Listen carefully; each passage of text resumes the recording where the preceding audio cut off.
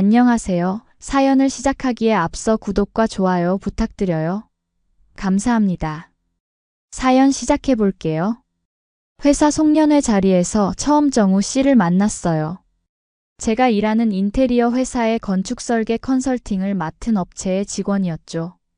적당한 키에 단정한 외모, 특히 말할 때마다 살짝 올라가는 눈꼬리가 인상적이었어요. 그날 저는 회사 선배들과 자리를 옮겨 2차를 갔는데 우연히 정우 씨도 같은 술집에 있더라고요. 그리고는 그가 먼저 다가왔어요. 그렇게 우리는 대화를 시작했어요. 처음엔 업무 얘기로 시작했지만 점점 개인적인 이야기로 흘러갔죠. 정우 씨는 부모님을 일찍 여의고 누나와 함께 자랐다고 했어요. 힘든 시간이었지만 누나가 있어 버틸 수 있었다고요. 누나가 저를 위해 많은 것을 포기했어요. 대학도 포기하고 저를 뒷바라지했죠. 그의 목소리에 담긴 진심이 느껴졌어요. 가족을 중요시하는 모습이 좋았죠. 저는 비교적 부유한 집안에서 자랐어요. 아버지는 중견 건설회사를 운영하셨고 어머니는 유명 미용학원 대표셨죠. 덕분에 유복하게 자랐지만 그만큼 부모님의 기대치도 높았어요. 명문대 졸업 후 대기업에 입사했다가 제 꿈을 좇아 인테리어 회사로 옮긴 상태였죠. 정우 씨를 알게 된 후 자연스럽게 데이트를 시작했어요. 그는 제 배경을 알고도 전혀 위축되지 않았죠. 오히려 당당했어요. 서연 씨 부모님이 어떤 분들이든 제가 만나는 건 서연 씨예요. 저는 제 힘으로 살아갈 자신 있어요. 그런 자신감이 매력적이었어요. 1년간의 연애 끝에 결혼을 결심했죠. 부모님은 처음에 반대하셨어요. 너무 서두르는 것 아니냐는 부모님의 말에도 제 마음은 확고했어요. 몇 번의 만남 끝에 부모님도 결국 결혼을 허락해 주셨죠. 결혼식은 적당히 격식을 갖추고 치렀어요. 아버지께서는 신혼집으로 아파트를 선물해 주셨죠. 정우 씨는 처음에 거절했지만 제가 설득했어요. 결국 그도 동의했고 우리는 새 아파트에서 신혼생활을 시작했어요. 얼마 지나지 않아 정우 씨의 누나 민지 씨를 만났어요. 정우 씨보다 1살 많다고 했죠. 첫인상은 참 좋았어요. 단정하고 지적인 느낌의 여성이었어요. 그동안 일 때문에 해외에서 지냈는데 이제 완전히 한국으로 돌아왔다며 결혼식에도 참석하지 못해 미안하다고 하더라고요. 민지 씨와는 금세 친해졌어요. 취향도 비슷해서 종종 함께 쇼핑도 다녔죠. 결혼 생활은 대체로 평화로웠어요. 정우 씨는 일이 많아 야근이 잦았지만 항상 전화로 연락했고 주말엔 함께 시간을 보내려 노력했죠. 하지만 결혼 3개월쯤 지났을 때부터 그의 출장이 늘어나기 시작했어요. 서연아, 이번 주말도 지방 출장이야. 큰 프로젝트라 어쩔 수 없네. 처음엔 이해했어요. 하지만 출장이 너무 잦아졌죠. 한 달의 절반 이상은 출장이라며 집을 비웠어요.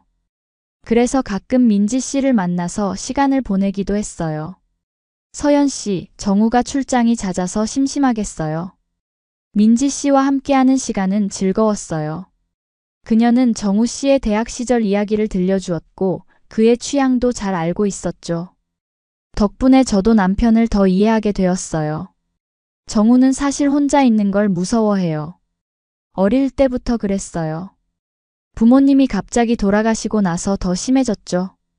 그녀의 말을 듣고 남편이 더 애틋하게 느껴졌어요.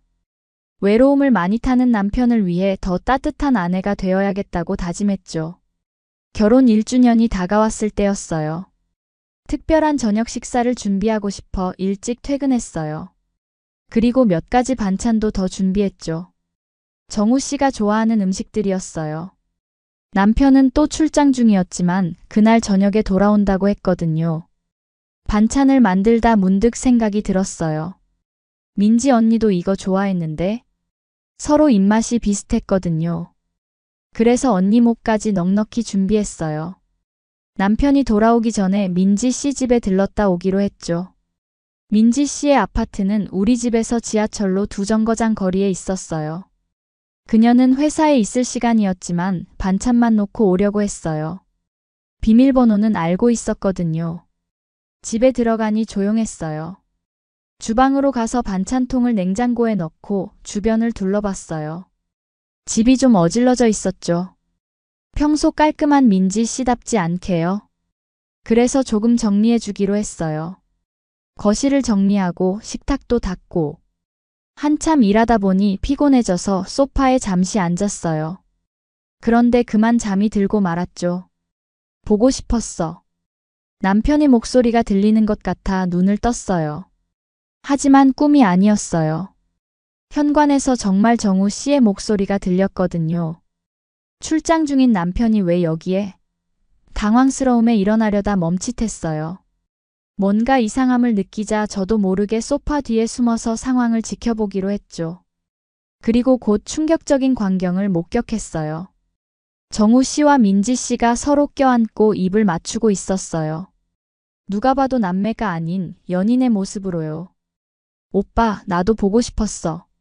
민지 씨의 달콤한 목소리가 온몸을 얼어붙게 만들었어요.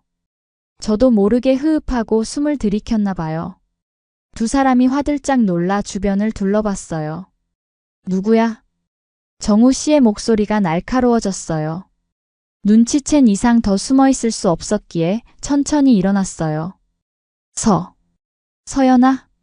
너 왜 여기 있어? 정우 씨의 얼굴이 하얗게 변했어요. 민지 씨도 당황한 표정이었죠. 지금 이게 뭐 하는 짓이야? 둘이 남매가 아니었어? 목소리가 떨려 나왔어요. 현실이라고 믿기지 않았지만 부정할 수 없는 진실이 눈앞에 있었죠. 그 여자가 먼저 입을 열었어요. 서연 씨, 이건 오해예요. 우리는 오해? 지금 내가 내 두 눈으로 봤는데 뭐가 오해라는 거야? 정우 씨가 한숨을 내쉬더니 말했어요. 서연아, 진정해. 이야기할게. 우리는 남매가 아니야. 사실. 그럼 지금까지 날 속이면서 뒤에서 이러고 있었던 거야? 제정신이야? 도대체 언제부터야? 아니 그러니까. 10년 정도. 그 말에 머리가 어지러웠어요. 10년이라니. 그럼 우리 결혼 생활은 뭐였죠? 거짓말의 연속? 온갖 생각이 머릿속을 스쳐 지나갔어요. 나랑 결혼은 왜 한 건데? 나랑 내 가족을 속이고 그냥 둘이 살았으면 됐잖아. 그 여자가 갑자기 미친 사람처럼 웃더라고요. 왜긴 돈 때문이지. 아니 그러니까 왜 그렇게 둔에 빠졌어? 정우 씨가 그녀를 말리려 했지만 이미 늦었어요. 민지야, 그만. 왜? 이제 들킨 마당에 뭘 더 숨겨? 오빠 어차피 다 끝났어. 그 말을 듣는 순간 온몸에 힘이 빠졌어요. 의자에 털썩 주저앉았죠. 그럼 처음부터 돈을 노리고 접근한 거고 뒤에서 둘이 이런 짓을 했다는 거지? 정우 씨가 고개를 숙였어요. 미안해. 됐어. 더 이상 듣고 싶지 않아. 자리에서 일어나 현관으로 향했어요. 정우 씨가 내 팔을 잡았지만 뿌리쳤어요. 서연아, 제발. 이야기 좀 더 하자. 이 더러운 손 놔. 난 이혼할 거야. 이건 사기 결혼이야. 정우 씨의 얼굴이 굳어졌어요. 서연아, 냉정하게 생각해. 증거도 없잖아. 그리고 집 어차피 니네 아빠가 해줬어도 너랑 나 공동명의야. 반반이라고. 그제야 알았어요. 아빠께서 저희 신혼집을 마련해 주시면서 공동명의로 했었거든요. 증거가 없다고? 있어. 스마트폰을 꺼내 보여줬어요. 방금 전부터 녹음 중이었거든요. 물론 처음부터는 아니지만 그 여자가 돈 때문이라고 한 말부터 다 녹음되어 있었죠. 두 사람의 얼굴이 창백해졌어요. 그 틈을 타 재빨리 집을 나왔어요. 바깥 공기가 차갑게 느껴졌지만 이미 내 마음은 얼어붙어 있었죠. 집으로 돌아가는 길에 아빠께 전화했어요. 모든 일을 털어놓았죠. 아빠, 나 속았어. 정우 오빠가. 아니, 정우 씨가 사기꾼이었어. 아버지는 화가 나셨지만 침착하게 대처하셨어요. 서연아, 그게 무슨 소리야. 우선 우리 집으로 와. 변호사를 불러 대책을 세워보자.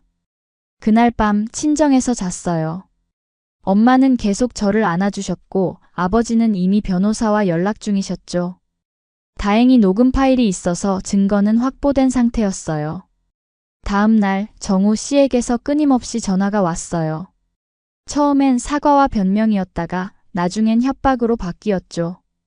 서연아, 제발 받아. 내가 잘못했어. 다시 시작하자. 네가 이혼하면 나도 가만히 있지 않을 거야. 너희 아버지 회사 비리도 알고 있어. 하지만 아버지 회사에는 비리가 없었어요. 그저 허세였죠. 그리고 우리는 곧 혼인무효 소송을 제기했어요. 재판 과정은 생각보다 복잡했어요. 정우 씨는 자신의 신분을 속이지 않았다며 맞섰거든요. 하지만 녹음 파일과 추가 조사를 통해 결국 그들의 거짓말이 밝혀졌어요. 민지 씨와 정우 씨는 대학 동기로 만난 연인 사이였고 남매가 아니었죠. 6개월간의 법정 싸움 끝에 혼인무효 판결을 받았고 아파트도 되찾았어요. 정우 씨는 사기 혐의로 기소되었지만 실형은 면했죠.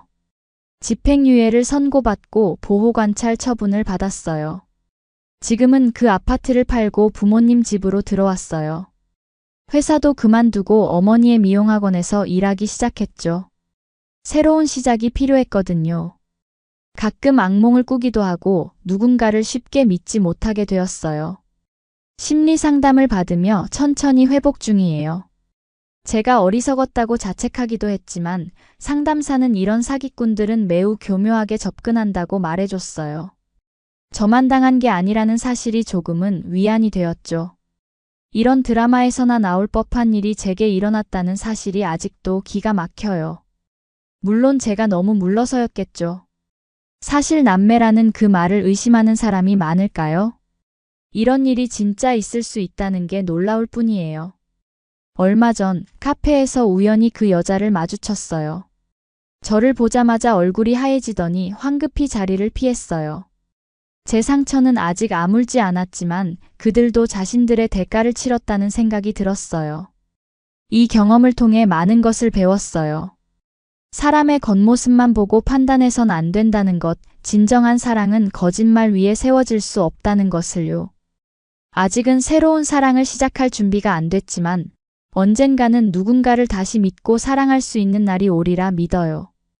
그때는 이번 경험을 교훈 삼아 더 현명하게 선택할 수 있겠죠. 그리고 무엇보다 내 감정과 직감을 더 소중히 여기려 해요. 가끔은 우리 마음이 머리보다 더 정확하게 상황을 파악하니까요. 아버지께서 늘 말씀하셨던 것처럼 인생은 실패와 성공의 연속이래요. 중요한 건 넘어진 뒤에 다시 일어서는 법을 배우는 거라고요. 저는 지금 천천히 하지만 확실하게 다시 일어서고 있답니다. 제 긴 이야기를 끝까지 들어주셔서 감사합니다. 구독과 좋아요, 알림 설정까지 잊지 마세요.